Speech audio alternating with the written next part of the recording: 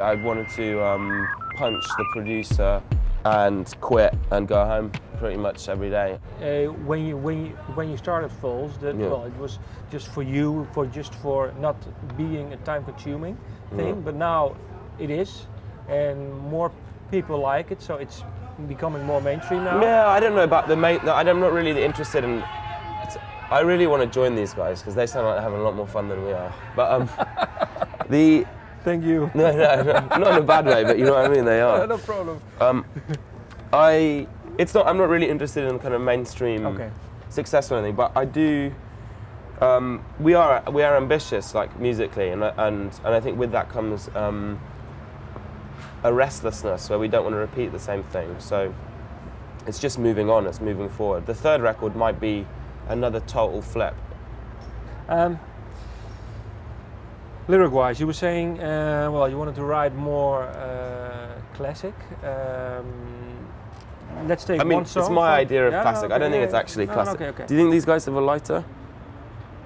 I don't know, maybe we can ask. Excuse me? Hello? Do you have a lighter? Oh, okay. No, nobody smokes in Holland anymore. I don't know why, but the song, new single, This Orient, pick one line that you say, well, this is something that reminds me of the state I was in while writing this song. Now look back, see how far you've come. Will you unravel in the sun, become undone, or find your place? Can you describe the moment that you, well, the state you were in? Oh, awesome. Thanks, man.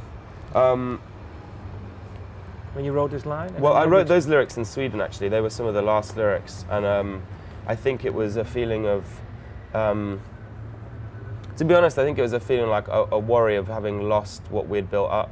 And I definitely at certain points felt like we, as a band and as a thing, and generally within life, it's something that we've controlled very much within, and like I've controlled it, and the other four members in the band, we've had a lot of control. And I think it's through, we felt possessive of what we'd done. And there was definitely a certain point in making the record where I was worrying that by having these foreign elements, these other people, these aliens entering our world, that they would destroy what we'd built up, and they would, and that it would be destroyed, and everything that we'd worked for would just be kind of worthless. So it's like almost, and then I started thinking about because my mother used to tell me a lot about Greek myths when I was younger and stuff. It would just be like bedtime story kind of stuff to try and keep me in touch with my Greek heritage. And then so Icarus is a really I think it's a very powerful metaphor for many things, for the idea of ambition, over-ambition, failure, hubris, like being, you know, excitement, youthful extravagance as well, because it's also about the fact that Daedalus is smarter because he's older, he understands not to go close to the sun. Icarus is both too excited, too naive, but he's achieved this great thing. They've achieved flight, you know.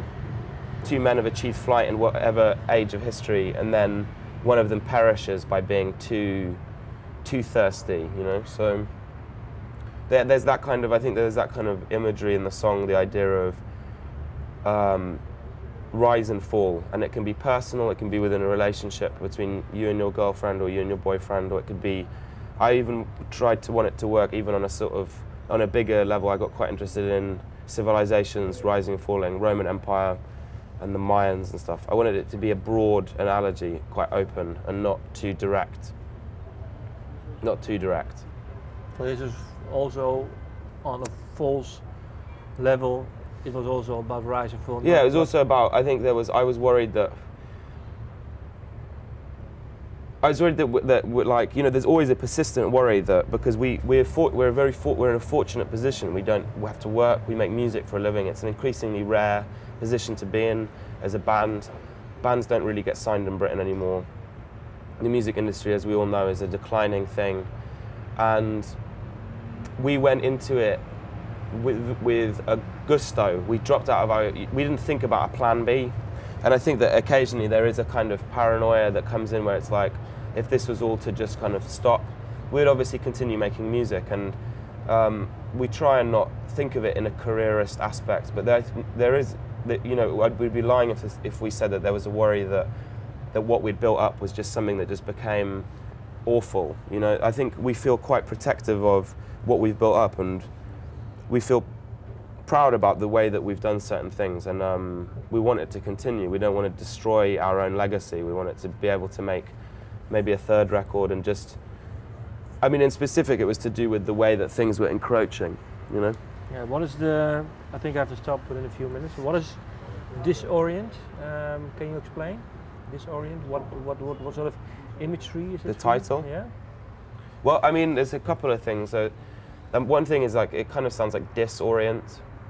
Like, so the lack of orientation. That was, Edwin actually came up with the song title. I didn't, because we're having problems with what to call it. And I wanted the song. The song to me felt like a very bright, colourful, because of the guitar arpeggio and the kind of. It felt very fast, and I was thinking of those sort of time-lapse scenes of traffic and lights, and like particularly like Japanese or a new brightness, new buildings, 21st century architecture, bright colours, and the idea of the Orient now as being sort of the new Wild West to me was quite exciting. And then that was, I mean, you know, I don't think this necessarily comes across to the listener, but this is just for our perspective, but it felt like that mirrors this, like wanting to go to this new place, but what you're leaving behind might be better, and then you might fall, you know? So it's to do with place and security.